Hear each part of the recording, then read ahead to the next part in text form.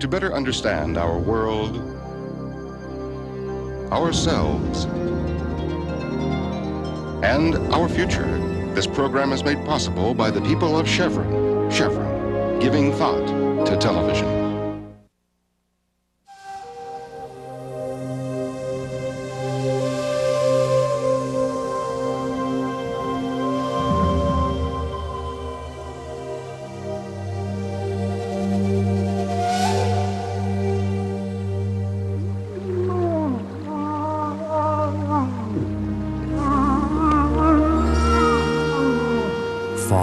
Far away in a land carved of dreams, there is a place unscathed by the claw and crush of civilization.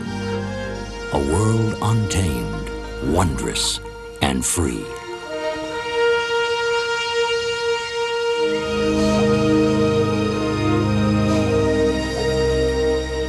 This is Alaska. Winter temperatures skid to numbers so low they are barely comprehensible.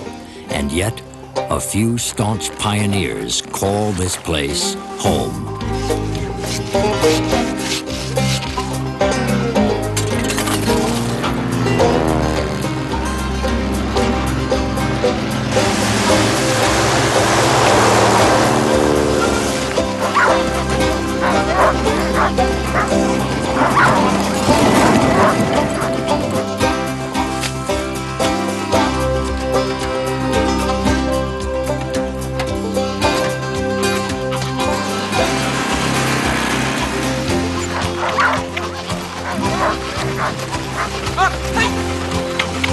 Rugged individualists, they not only accept the hardships of Alaska, they have sought them out. Their experience tantalizes the imagination and challenges the spirit. Theirs is the story of braving Alaska.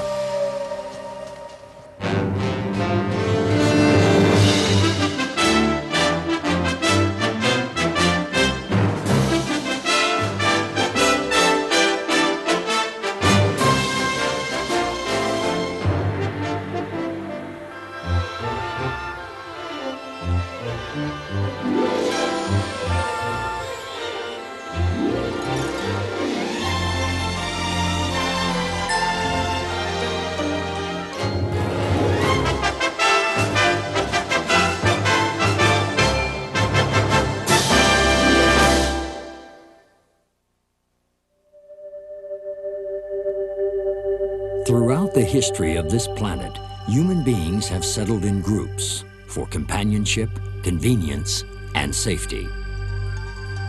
As pioneers swept westward across America, they settled nearly all the open spaces. But there is a place, even today, where human beings are rare.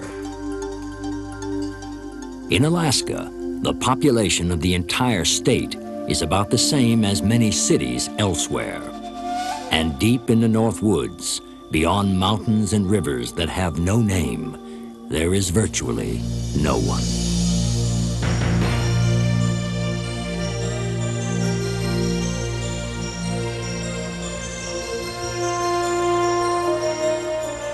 The largest of the United States, Alaska sprawls across 591,000 square miles. 99% of this immensity, untouched by pressure or progress, remains uninhabited and wild. But a sprinkling of people have chosen to move here and live off the land. Widely scattered and far from roads, stores, or medical care, they must rely almost solely on their own efforts to stay alive. A primary link with the outside is bush pilot Roger Dowding. I've done many different types of flying, and this is what really keeps my interest. This is the most challenging for me, the most rewarding. I'm just in awe of all this beauty, of all this wonder out here. It's just miles and miles and miles. You can fly for hours and hours and hours and just never see any sign of any human being. And there's just no other place in the world you could go and do this. No place. Now living more than 100 miles north of the Arctic Circle, Heimo Korth was fed up with city life. Even as a teenager, he yearned for a quieter, simpler existence. I couldn't hack the city, the towns. I mean, walking on pavement, it hurts my feet. I mean, I could walk on rocks all day out here, but I couldn't walk on pavement. That's too much, you know. And I couldn't handle the masses of people, that many. I like people, but I don't like masses.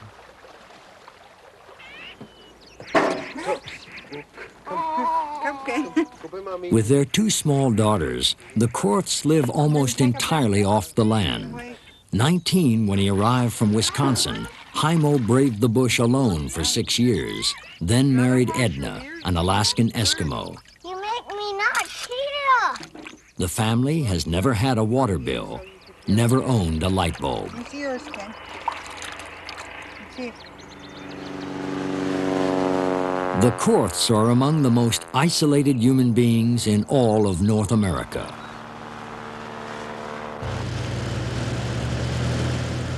The bush plane represents mail, supplies, and their only human contact for most of the year. But these aircraft are not always safe or reliable. And almost daily, bush pilots are redefining the word runway, finding out just how small and how rough one can be.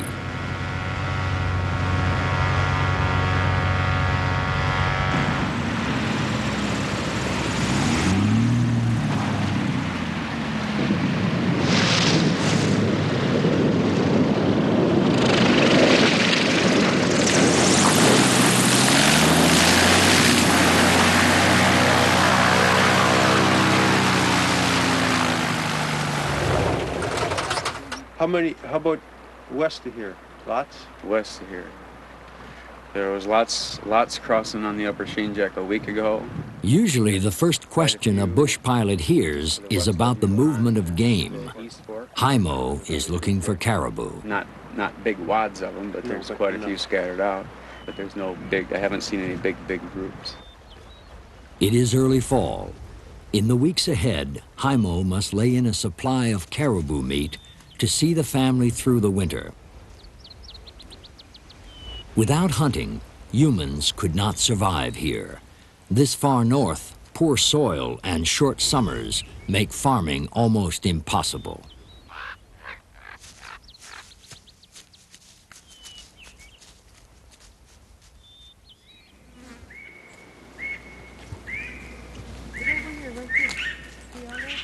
Close to home, Edna and the children gather what little they can. In summer, the tundra supports a few wild fruits, like blueberries and cranberries.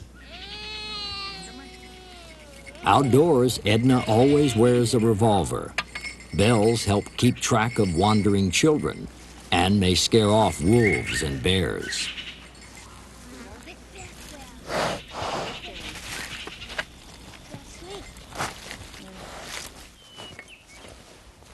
The Korths get about 80% of their food from the land, but they must spend about $1,500 a year on supplies like ammunition, flour, salt, powdered milk. Heimo and Edna, both licensed hunters, may each take 10 caribou a year. I look at this as a food source. There's nothing else. It's just a food source. It's not a pleasure hunt. I mean, it's like going to the grocery store, but in a different way. And since the nearest grocery store is 200 miles away, this is your grocery.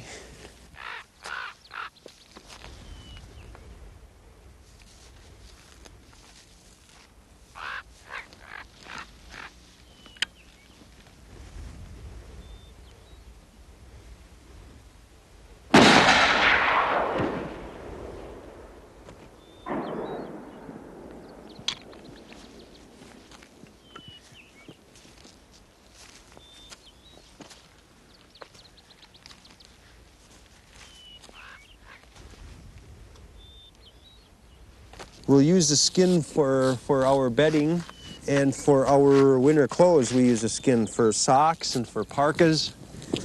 And we eat almost everything from it. Anything that's left in the ground here, which is very little, the wolves will eat it up, or the ravens and the fox and the wolverine or a grizzly bear might come around and eat it up. So nothing is wasted out here, nothing. I mean, this land, it's too rough of a country for an animal or a person to waste anything out here.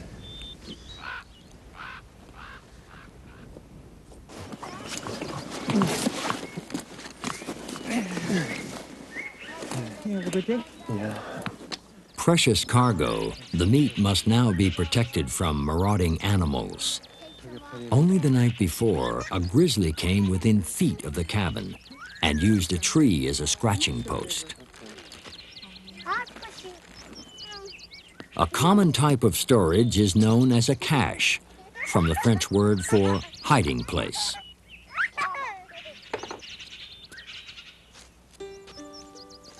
In summer, a hole dug in the permafrost acts as a natural refrigerator. Oh, get on then, just like you do. Get on. Get on, real quick, get on. Some settlers are loners, but for Jaimo, companionship is vital. I think prolonged isolation out here, I did it 6 years by myself, and that is no good. No good for anybody. And right now, if something happened to Edna that I was alone again, I wouldn't live out here alone. That's too crazy, because you do become nuts. I mean, you can't help it. It just, when you start talking to yourself and everything like that.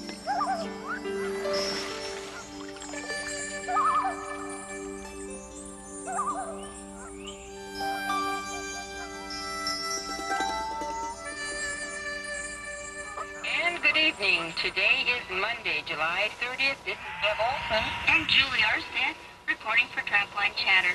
Mail arrives by plane only 3 or 4 times a year, but every night bush families devour outside news on Trapline Chatter. They cannot call out, only listen. But for this brief time across broad stretches of desolate wilderness, human lives touch as if they were next-door neighbors. We're all fine here. Richard will be leaving for Hawaii in a few days. To Diane on the Chattanooga coming from Derek and North Pole. We're back from Valdez. Done good fishing. I'll be coming in tomorrow about noon. Love you very much, Derek.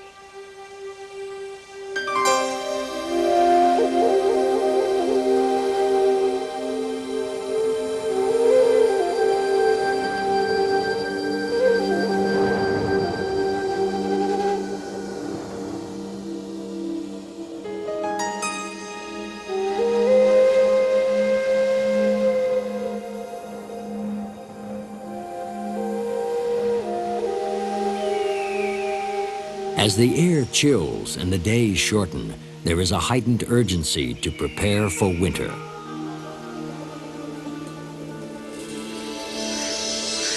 All life exalts in the pageant that is autumn.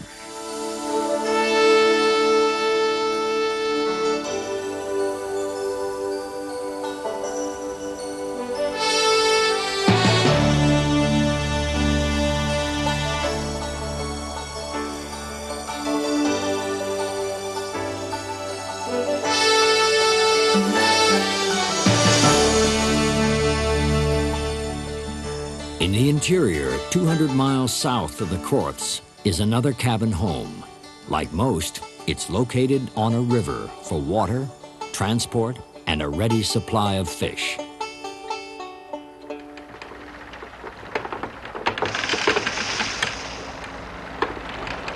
With winter approaching, fish wheels operate non-stop.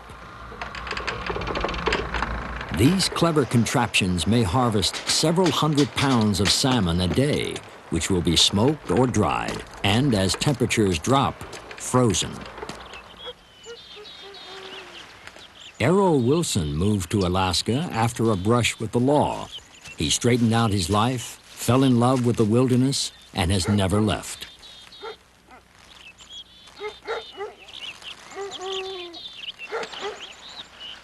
Rebecca Wilson's garden would not be possible further north, but here, fertile soil and warm summer months provide prime growing conditions. My father loved nature, and I think he was the one that got me interested in the outdoors, and he used to take us backpacking up in the Sierras. And my mother, she's more of a town person. She likes to go to the theater and read, but my dad was the one that really got me into the outdoors. The river is the Wilsons' link to the outside world. Laboriously hauling supplies upstream, Errol has brought in something one hardly expects 80 miles from the nearest road. The Wilsons, in local slang, have gone mechanical. Just because you live in the bush, you don't have to be a barbarian. You like the comfortable things. Even though you like the isolation and the quiet, you still like to be comfortable. And I think that's why we just like all the little gadgets and are always fixing things and inventing things just to make life a little bit easier.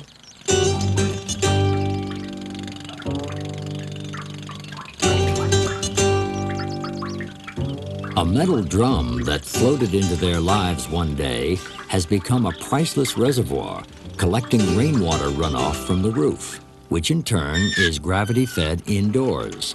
But this is just the beginning in this cabin of surprises.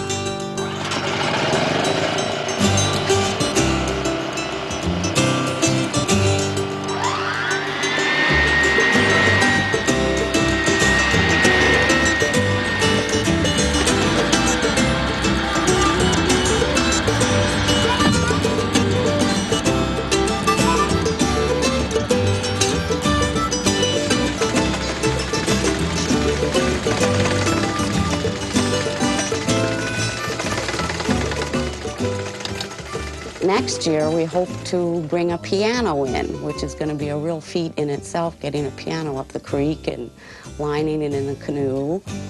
And then Errol wants to build a new addition onto the cabin here so he can have a pool room. And he's going to teach me how to play pool. So when we have company, they can go in and play pool, and I'll play the piano and keep them occupied.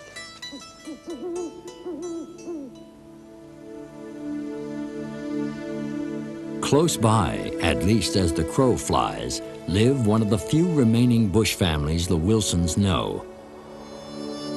But 40 miles of wilderness travel would be so arduous and time-consuming that Randy and Karen Brown might as well be a continent away. Tell me if it's straight. Is it straight?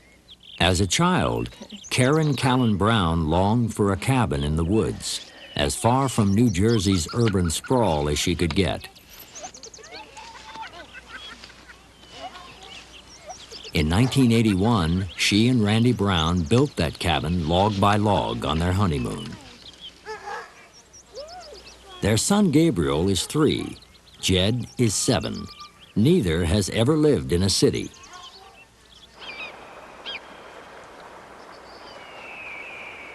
Before winter closes in, Randy must stockpile meat. In this part of Alaska, the principal large game is moose. Randy imitates rutting males to attract their attention.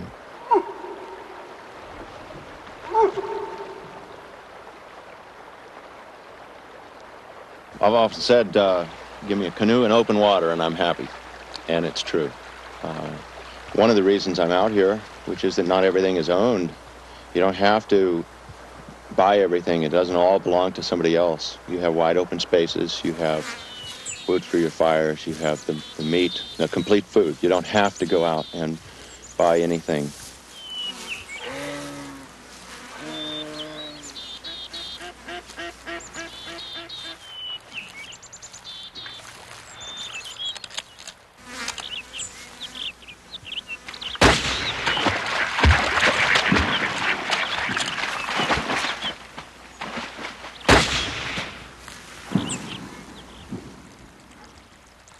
The scent of a fresh kill might attract bears, so Randy reloads immediately.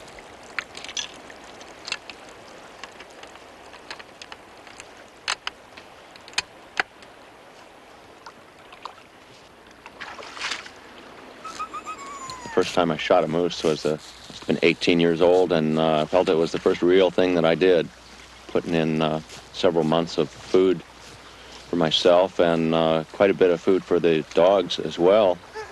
There's not a whole lot of plants to eat. There's berries and there's a few plants in season. The native people that used to live up here, they lived primarily on meat and fat, and the two go together.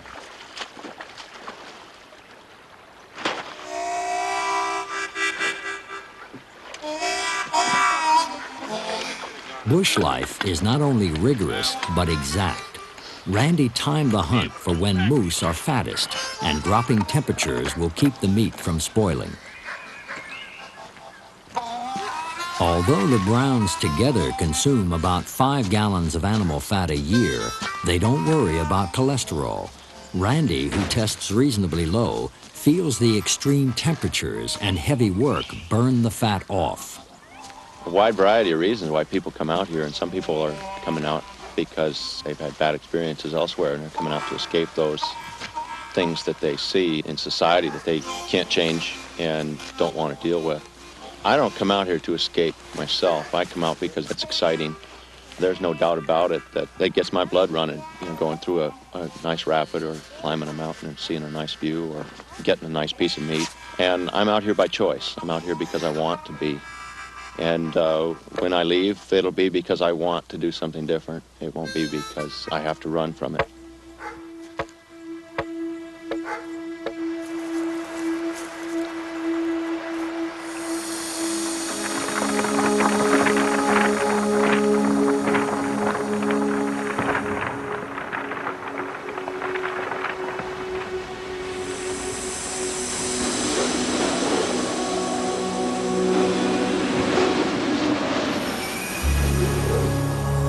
Winter is the most crucial fact of life in Alaska.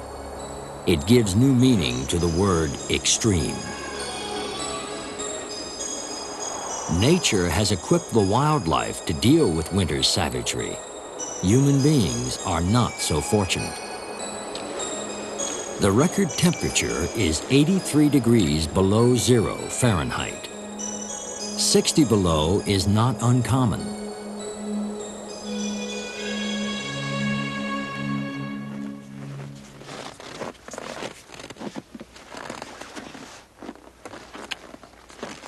Challenged at every turn, Edna Korth, like all wives and mothers here, devotes exhausting hours to food, clothing, and looking after the children. No one has what is known elsewhere as leisure time.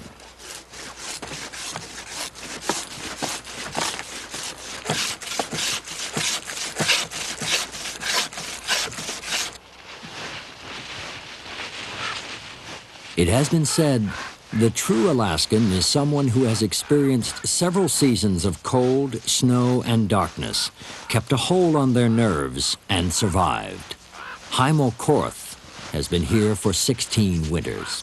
Frostbite to us is like sunburn to some people down there. I mean, unless it's extreme frostbite where, you know, your foot is completely frozen and stuff like that, you know. But frostbite on the cheeks and on the nose, like every other week I got that. It's nothing. And I've frozen my heel and my left foot, and it's a common thing.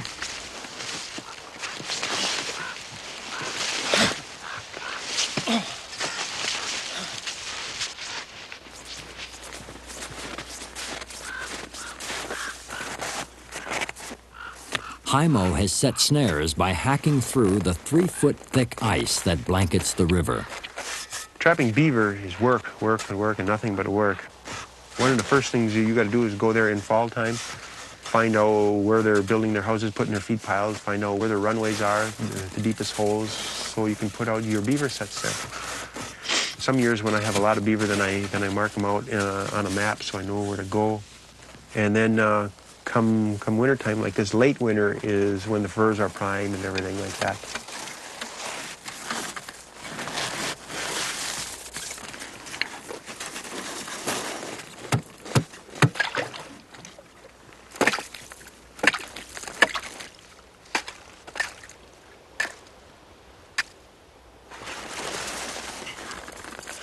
beaver is a favorite food and an excellent fur, but once exposed to the air, it must be dried quickly or the fur will freeze. The best drying element, surprisingly, is the snow. To the touch, it feels somewhat like granulated sugar.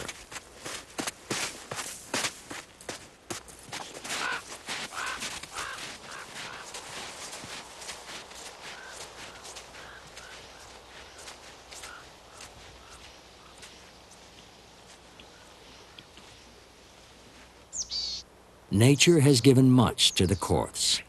It has also taken much away.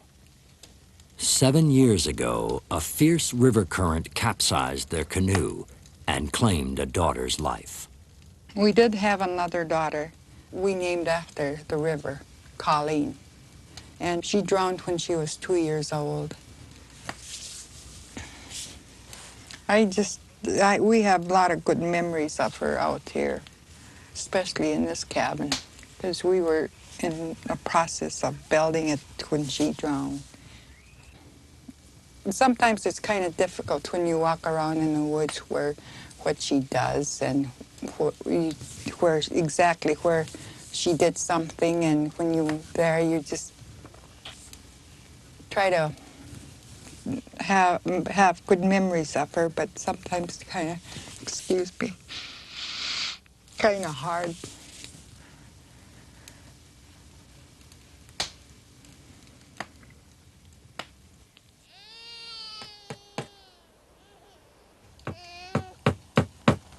Despite their loss, the Korths have never thought of leaving. For them, the demands of the bush are more than offset by the joys of being together and in the wilderness. You gonna put her to bed now? Yeah, I have to put her to bed. It's getting kind of late for her. I know, and her sister's sleeping already. Although medical help is often out of reach, the children have never been seriously ill. But several years ago, Edna suffered a near-fatal gallbladder attack. Bush residents have been known to pull their own teeth, set broken bones, and even amputate their own frostbitten fingers and toes. Record cold possible tonight. Tonight, thick ice fog. Lows 55 below to 65 below. Coldest in outlying areas. Tuesday and Wednesday, thick ice fog persisting. Highs from 35 below to 45 below. Lows 50 below to 65 below. Good coldest temperatures again in the outlying areas.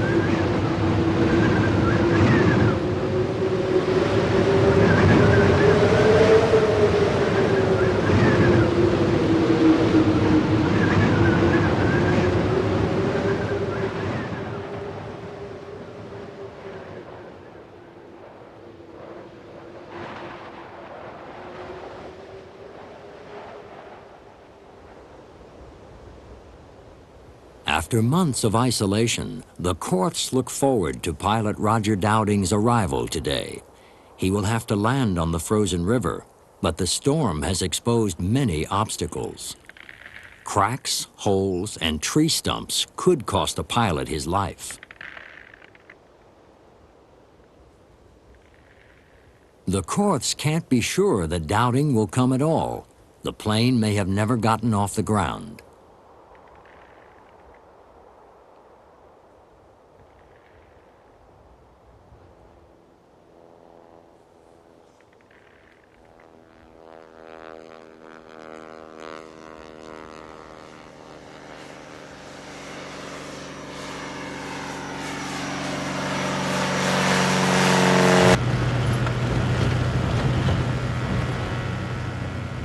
Landing on skis for the first time in the snow, I usually try to check the area out. You're looking for any kind of obstacles. You're also trying to check snow depth and pack the snow, because once you land, you pretty much have to pack the snow in order to take off. So I drag the skis through the snow many times, making tracks, packing the snow, because it's pretty expensive to damage the aircraft out here. And when I feel it's safe, then I'll go ahead and land.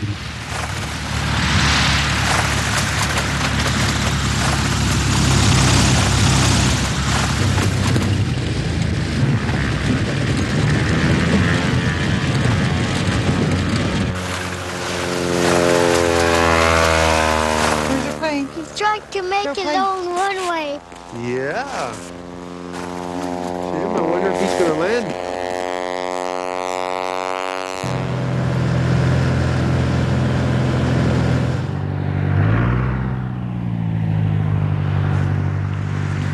Look at her plane. Look at her. Look at he's See? landing. He touched on that. He touched on it.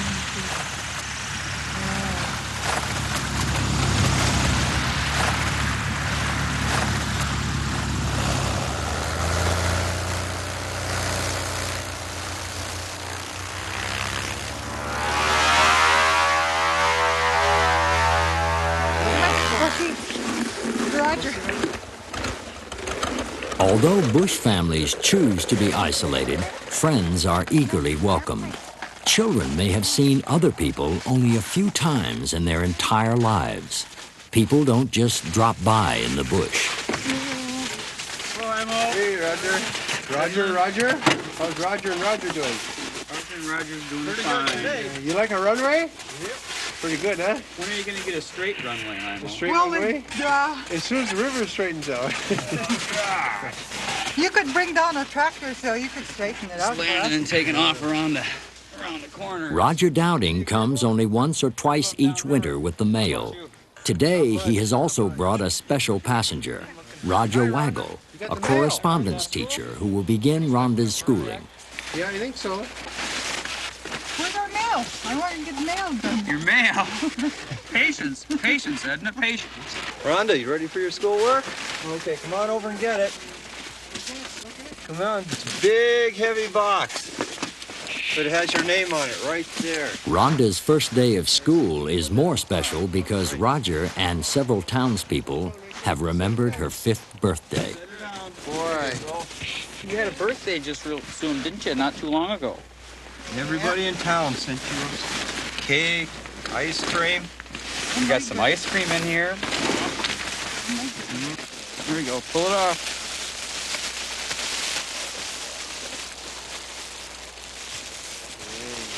Look at there. Yeah, Rhonda, can I trade you this for the cake? No. No? You sure? That's mine. That's yours? Please, can I have that? I want a doll.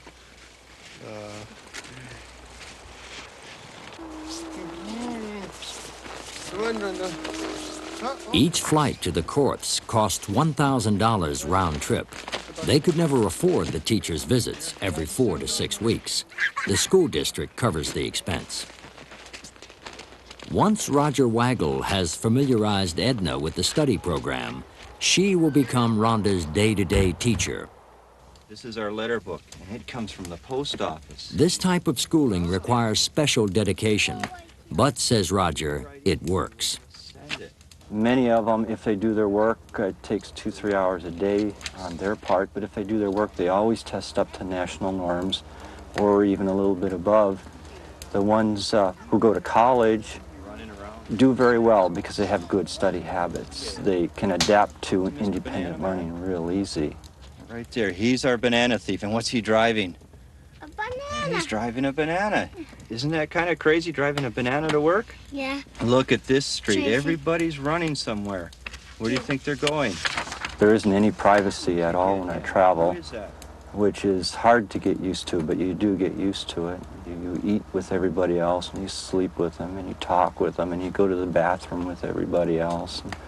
It's just like living in a very, very tight, small community where you have to get along, because if you don't, you're going to have fights, and you're going to get bushy.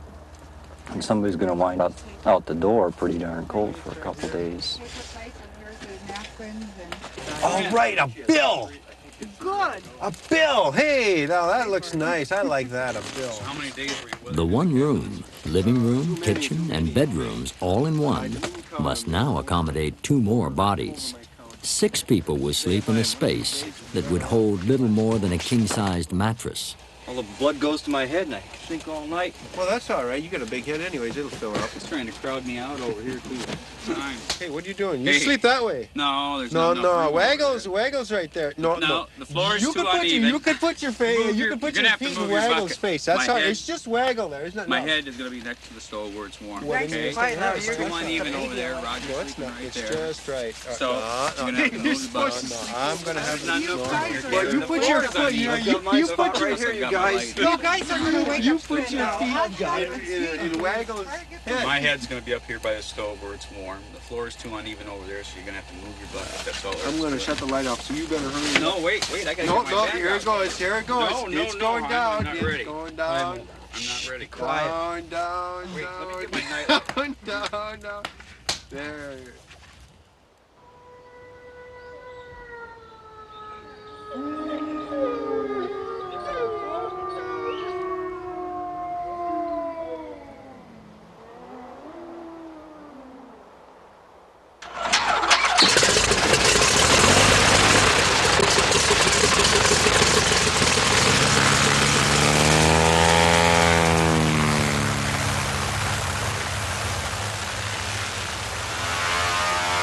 Okay, watch. Here it goes. There he comes. Watch his lights. You see the light? He's blinking. Here he comes. Mom, which one? We're not gonna run. He's not gonna see. Watch. He's gonna take off.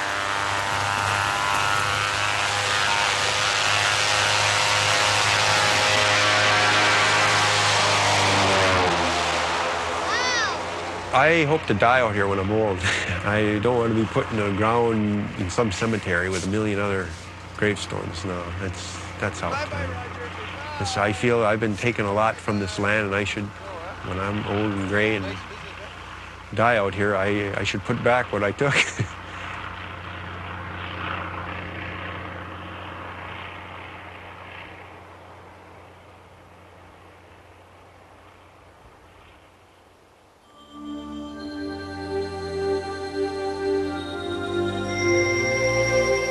A strong sense of territory distances families here. Many consider entire rivers and mountain ranges to be their own. More than 50 miles away are the Korth's nearest neighbors, the Haydens, a family of 7.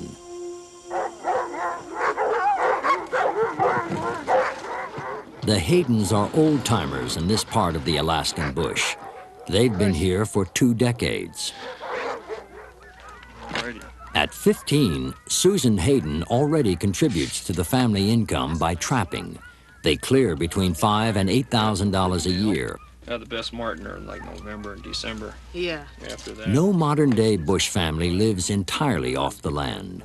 They need cash for supplemental food and some supplies. But they don't need much. That's right. After you've been running around in the woods all year with your brand new fur coat, it's going to get a little tough looking. As a young hotel busboy in Minnesota, her father Richard read an article on how to live in the woods. He took off for Alaska, determined to find the last place anyone would ever go, just so his space would never be violated. After 9 years on his own, he met and married Shannon, a Tlingit Indian. They have 5 children, aged 2 to 18.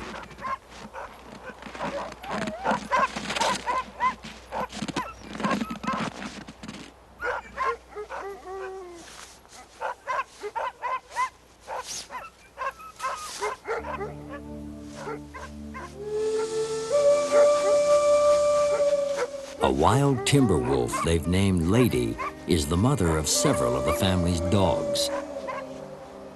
Rejected by her own pack, Lady often hovers near Susan and her sled team. Susan, like 4 of the 5 children, was born at home without medical help. Her father delivered her. Self-reliant beyond her years, she's allowed to go off alone to tend her distant trap line.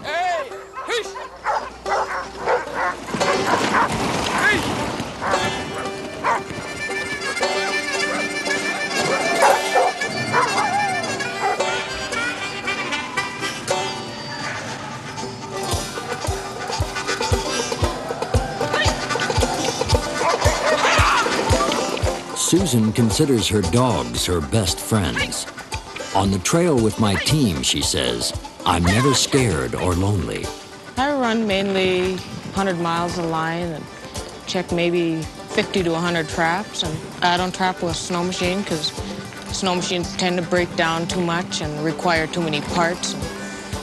Dogs are more fun, they're easier to manage.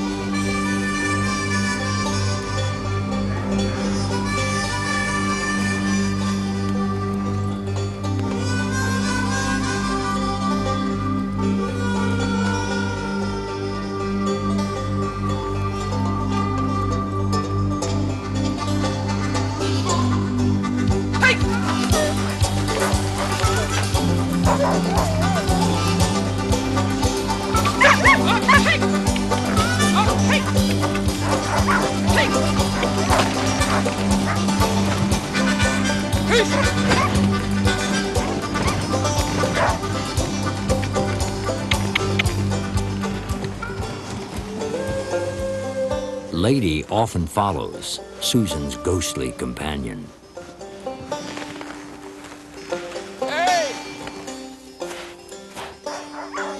Like the sled dogs born to the Arctic snow, Susan herself is a child of the wilderness. We mainly trap for marten, wolverine. We don't trap wolves, though, of course, and sometimes we'll catch a fox or two and sometimes weasels. To complete her 100-mile trek, Susan will be away from home at least overnight. A storm could pin her down for a week. When she's away, her parents worry a bit, but feel she's safer in the woods than in any town. She's been trained in survival skills since she was old enough to walk.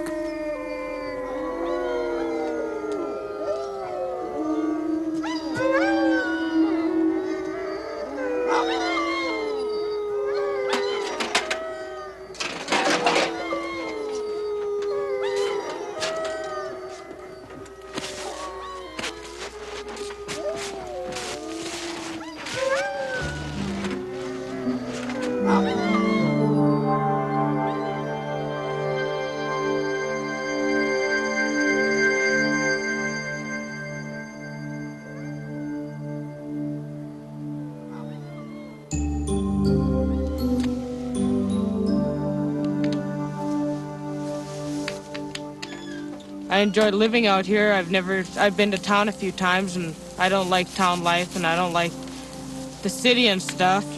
And I like the peace and quiet out here, so there's much more to do I find out here and it's a joy living in the clean air.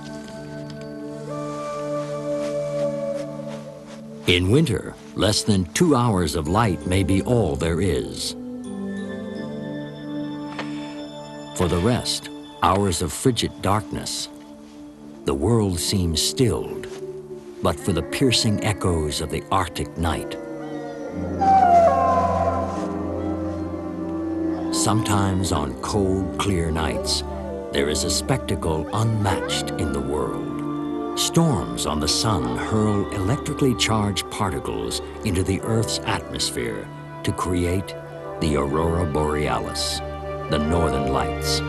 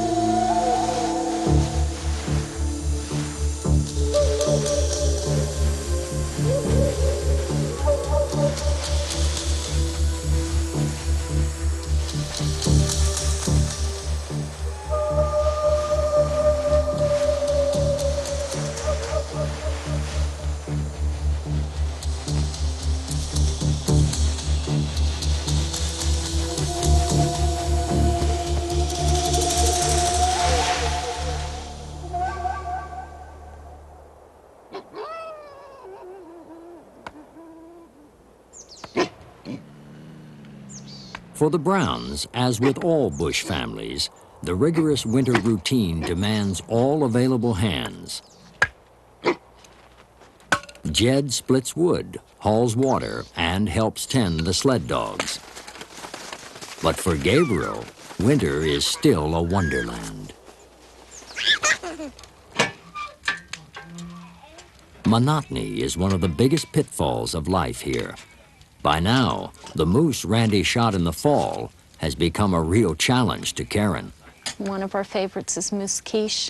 Another one we have is moose enchiladas. Randy's from the Southwest, so he likes Mexican-style dishes, although I doubt they use moose down there. We've had sourdough moose crepes for breakfast. We've had pizzas with whatever meat is around, so that's usually moose. Moose steaks and moose and rice and moose burgers. We'll make moose meatloaf. We make corn moose, and we make corn moose tongue sandwiches and corn moose brisket sandwiches. And we do whatever we can with spices and with other dishes, trying to make variety, because if you just have moose meat and rice, it gets old after a while, even though it's a great cut of meat. Their isolation has begun to worry the Browns. They agonize about whether it is fair to the children. The cabin is cramped, the boys have no other playmates, and their world is small and limiting. But if a decision is made to leave, it will not be made lightly. You have a kid like Jed who's pretty gregarious and pretty challenged, and it's hard for a kid like that to only deal with adults. You know, he deals real well with adults, but it's important for him to have his own peer group. So we're looking at moving on to a larger community, someplace where he can get challenged being a kid, not challenged just being a miniature adult. It was so heavy that we had to carry one piece at a time. Yeah, I like that. Okay.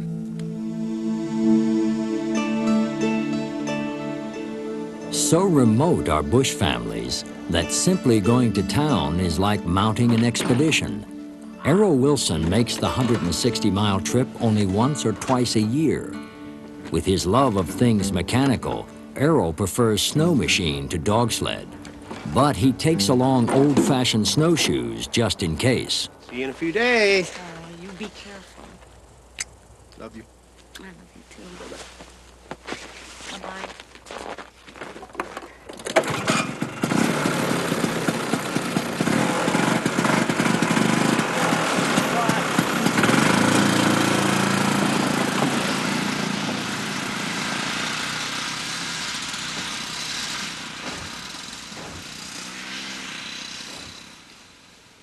When Errol is gone, you just worry all the time. It's always in the back of your mind that something might happen and he might not ever come home.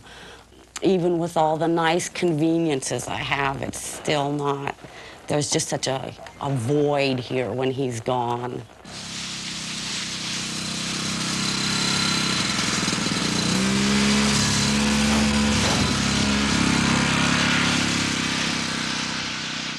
There are a lot of winter dangers out here. There was a man not too many years ago that lived up on the Kandik River, which is about 10 miles from here. And he fell through the ice and froze his feet. And he just couldn't get out after that. He couldn't hunt for any food. So he ended up eating his sled dogs, and then eventually when he ran out of food he just died of starvation, and they didn't find him until the next spring after breakup and people could get out again. But there are definite dangers out here.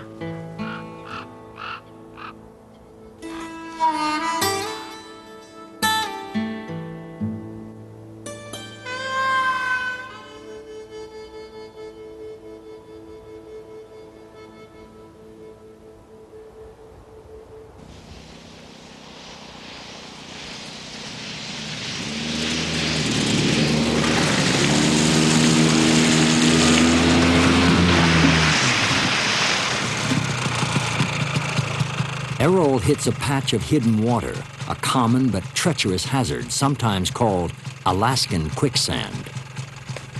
There's always open water spots in the Yukon. You can pretty much read the ice and tell when you're in a bad spot and avoid it. Not always. Sometimes it'll appear to be a solid ice and there'll be snow over it and everything, and you can go right through it.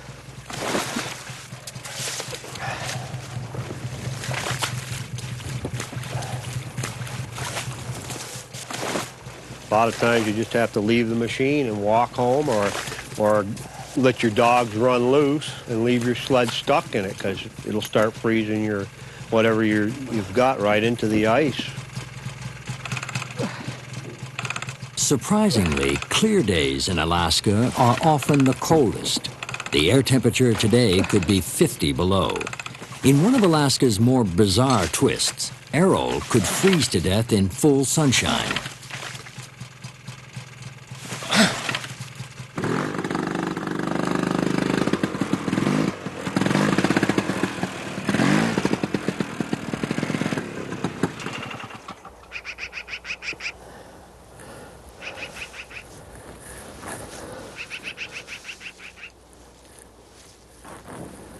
Another real hazard is just the severe cold.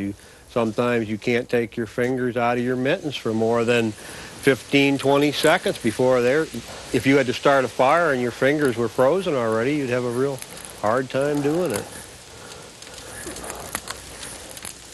Of course, naturally, you get your feet wet, and once you get your feet wet, you're faced with having to get out of it real soon and get back to a warm cabin if you think you can make it, or stopping and building a fire, drying out all of your footwear that you have on, and then putting it back on. Otherwise, you'll freeze your feet, and you won't go anywhere. This kind of accident is common in Alaska.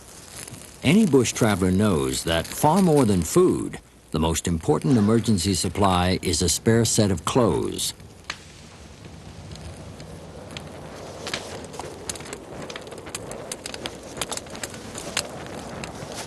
Errol is prepared, but closer to home than to town, he decides to abort the trip. Alaska, as a local saying goes, is always changing your plans. After 15 years, the enormous challenges of bush life have not dampened the Wilson spirit, but they are the exception, not the rule. Passable, real passable. The way of life out here, it's a vanishing thing. There's not many people around that are carrying on the old lifestyles that used to be here. I think that probably the animals are thriving better than we are.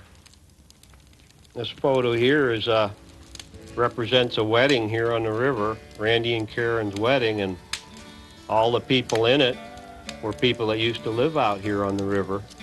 We all got together and threw a big wedding party up on a gravel bar up near Nation River. And most of these people now are all gone from the bush. We used to have our own social life back then, and people would get together and share watching children and watch each other's dogs, and now most of these people are gone. Matter of fact, just about all of them. I'm one of the last few people that's left out in this stretch of the river. It's almost like we're the endangered species now. It has been nearly 10 years since Karen and Randy Brown hung pressed wedding flowers in their cabin door. They have cherished their time here, but they have also had children, and they want Gabriel and Jed to know modern life, even if they eventually decide to reject it. The family is moving to Fairbanks. Oh, it's real sad when you think about leaving, when you think about the quality family time that we have here.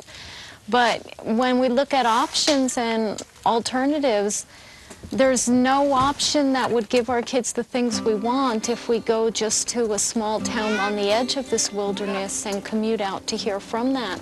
So if we're going to get our kids exposed to quality education, to really having a good peer group, to really seeing cultural diversity and being challenged, we have to go farther. The Browns have made their choice. The others, the Korths, Wilsons, and Haydens, plan to stay in the bush, presumably for a lifetime. All in their own way have lived their dream, as few of us have, or ever will. Oh, that's it. I guess so. Okay, let's go.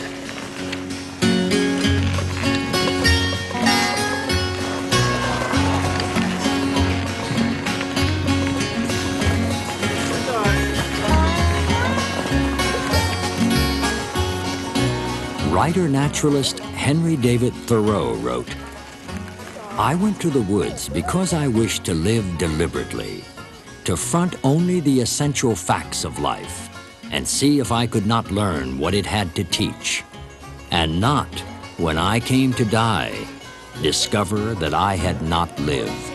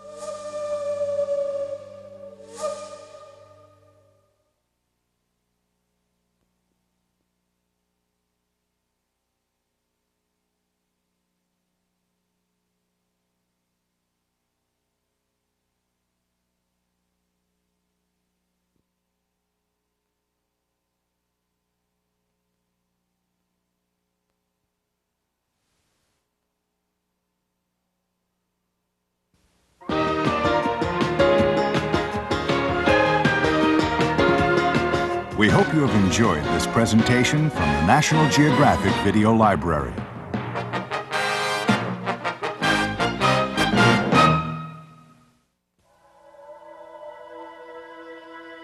A barren continent, isolated, frozen.